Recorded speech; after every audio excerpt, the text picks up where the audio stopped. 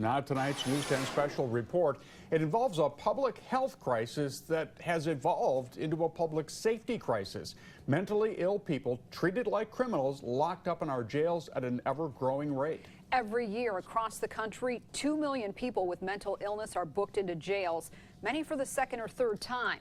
This revolving door has police, prosecutors, and judges looking for new ways to keep them out of prison and in treatment. Same courtroom, different approach. Every Wednesday, instead of handing out punishment, this judge offers incentives. Tammy Verona says Ingham County's mental health court saved her life. I knew that I could be normal. I knew that, but I just didn't know how to get there. And they helped me. Helped her get treatment for the depression she masked for years with illegal drugs.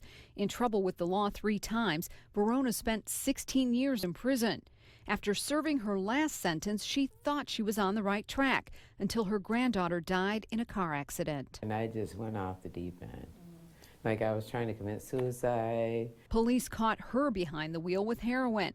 That's when Verona was given a choice: spend more time behind bars or earn a second chance. Mental health court's the hardest thing I've ever done.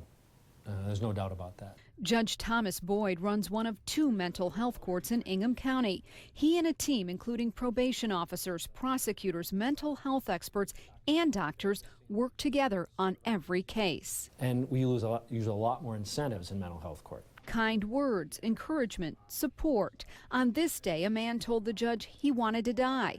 Within hours, the team made sure he was safe in a hospital. We deal with people mostly that either have a problem or made a mistake. And the art in what we do is trying to figure out which it is and trying to help them move forward based on who they are and where they were when they got here. The approach is just one tool to help those with mental illness.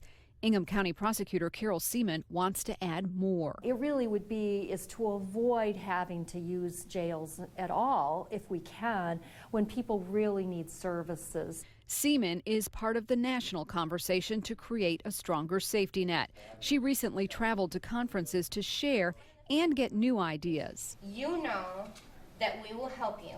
One idea: streamline resources to one engagement center. It would be just nice to be able to just bring them here and we'll sort it out. And if they do need to go into jail, that's there also. More ways to separate criminals from those truly crying out for help. A more human approach to deciding who needs punishment and who needs help. Without this program, I think I would be dead right now. There's no doubt about it. And there are many challenges to treatment. Not all offenders are eligible for community-based care. Prosecutor Seaman says it can be complicated too, as most mentally ill offenders also have substance abuse problems. She says the state's forensic centers need more beds so offenders are not waiting in jails until trial.